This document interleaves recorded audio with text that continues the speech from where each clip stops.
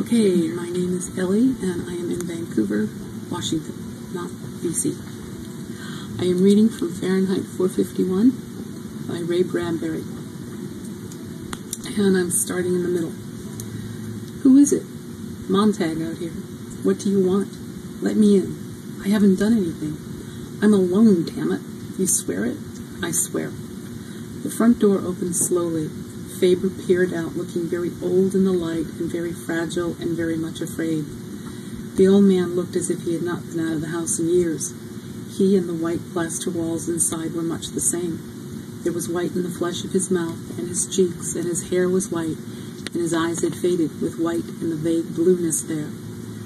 Then his eyes touched on the book under Montag's arm, and he did not look so old anymore, and not quite as fragile. Slowly his fear went. I'm sorry, one has to be careful. He looked at the book under Montag's arm and could not stop. So it's true. Montag stepped inside, the door shut. Sit down. Faber backed up as if he feared the book might vanish if he took his eyes from it. Behind him, the door to a bedroom stood open, and in that room a litter of machinery and steel tools were strewn upon a desktop. Montag had only a glimpse before Faber, seeing Montag's attention diverted, turned quickly and shut the bedroom door and stood holding the knob with a trembling hand. His gaze returned unsteadily to Montag, who was now seated with the book on his lap. The book? Where did you... I stole it. Faber, for the first time, raised his eyes and looked directly into Montag's face. You're brave. No, said Montag, my wife's dying. A friend of mine's already dead. Someone who may have been a friend was burnt less than 24 hours ago. You're the only one I knew might help me. To see. Faber's hands itched on his knees. May I? Sorry. Montag gave him the book. It's been a long time. I'm not a religious man, but it's been a long time.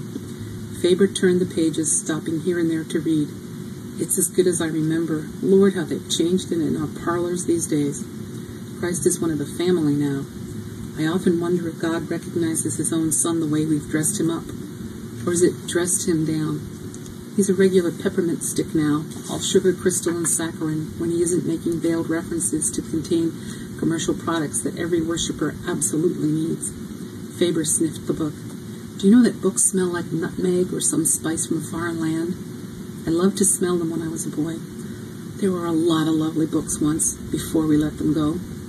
Faber turned the pages. Mr. Montag, you are looking at a coward. I saw the way things were going a long time back. I said nothing. I'm one of the innocents who could have spoken up and out when no one would listen to the guilty, but I did not speak and thus became guilty myself. And when they finally set the structure to burn the books using the firemen, I grunted a few times and subsided, for there were no others grunting or yelling with me by then. Now it's too late. Faber closed the Bible. Well, suppose you tell me why you came here.